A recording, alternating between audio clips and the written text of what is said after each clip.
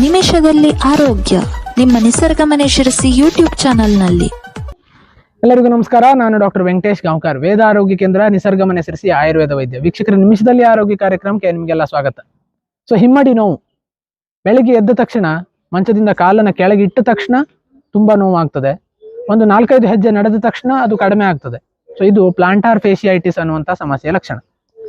ಒಂದು ಪ್ಲಾಂಟಾರ್ ಫೇಶಿಯಾ ಅನ್ನುವಂಥ ಒಂದು ಮಾಂಸದ ಪದರ ನಮ್ಮ ಅಂಗಾಲಿನಲ್ಲಿ ಇರ್ತದೆ. ಇದನ್ನ ಪ್ಲಾಂಟಾರ್ ಫೇಶಿಯಾ ಅಂತ ಕರೀತಾರೆ. ಅದಕ್ಕೆ ಆಗುವಂತ ಇನ್ಫ್ಲಮೇಷನ್ ಅನ್ನ ಪ್ಲಾಂಟಾರ್ ಫೇಶಿಯಾ ಅಂತ ಕರೀತಾರೆ, ಪ್ಲಾಂಟಾರ್ ಫೇಶಿಯೈಟಿಸ್ ಅಂತ ಕರೀತಾರೆ.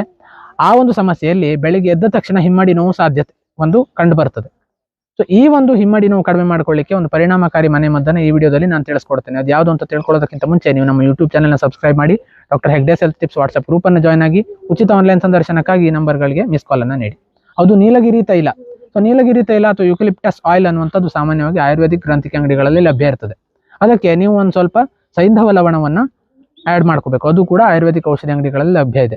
ಈ ಒಂದು ನೀಲಗಿರಿ ತೈಲವನ್ನ ಸ್ವಲ್ಪ ಬೆಚ್ಚಗೆ ಮಾಡಿ, ಅದಕ್ಕೆ ಸ್ವಲ್ಪ ಸೈಂಧವ ಲವಣವನ್ನ ಕುಟ್ಟಿ ಪುಡಿ ಮಾಡಿ, ಅದನ್ನು ಒಂದು ಸ್ವಲ್ಪ ಹೊತ್ತುಗಳ ಕಾಲ ಅದನ್ನು ಬಿಸಿ ಮಾಡಬೇಕು. ಚೆನ್ನಾಗಿ ಬಿಸಿಯಾದಂಥ ಈ ನೀಲಗಿರಿ ತೈಲ ಮತ್ತು ಸೈಂಧವ ಲವಣದ ಮಿಶ್ರಣವನ್ನ ನೀವು ಹಿಮ್ಮಡಿಯಿಂದ ಮತ್ತು ಬೆರಳಿನವರೆಗೂ ಅಂಗಾಲಿಗೆ ಪೂರ್ತಿ ಒಂದು ಚೆನ್ನಾಗಿ ಮಸಾಜನ್ನ ಮಾಡಬೇಕು. ತುಂಬಾ ಫೋರ್ಸ್ ಹಾಕಿ ಮಾಡುವುದು ಬೇಡ, ಮೆಲ್ಲಗೆ ಮಾಲಿಶ್ ಮಾಡುವಂಥದ್ದು. ಈ ರೀತಿ ಮಾಡುವುದರಿಂದಾಗಿ ಈ ಒಂದು ಫೇಶಿಯಾದಲ್ಲಿ ಆಗಿರುವಂಥ ಇನ್ಫ್ಲಮೇಷನ್ ಕಡಿಮೆ ಆಗುತ್ತೆ. ಅಲ್ಲಿ ಇರುವಂಥ ನರಗಳ ಒಂದು ಸಂವೇದನೆ ಇಂಪ್ರೂವ್ಮೆಂಟ್ ಆಗುತ್ತೆ. ಇದನ್ನ ಪ್ರತಿದಿನ ಮಾಡಿ, ರಾತ್ರಿ ಮಲಗುವಾಗ ಮಾಡಿ, ಅಥವಾ ಬೆಳಿಗ್ಗೆ ಎದ್ದ ತಕ್ಷಣ ಇದನ್ನ ನಿಮ್ಮ ಮನೆಯಲ್ಲಿ ಇರುವಂಥವರಿಂದ ಅದನ್ನ ಬಿಸಿ ಮಾಡಿಸ್ಕೊಂಡು ಬಂದು ಎದ್ದ ತಕ್ಷಣ ಅದನ್ನ ಮಾಡಿ ನೀವು ಕಾಲನ್ನ ಇಡಬಹುದು ಕೂಡ. ರಾತ್ರಿ ಮಲಗುವಾಗ ಮಾಡುವುದು ಕೂಡ ಇನ್ನೊಂದು ಪ್ರಯತ್ನ.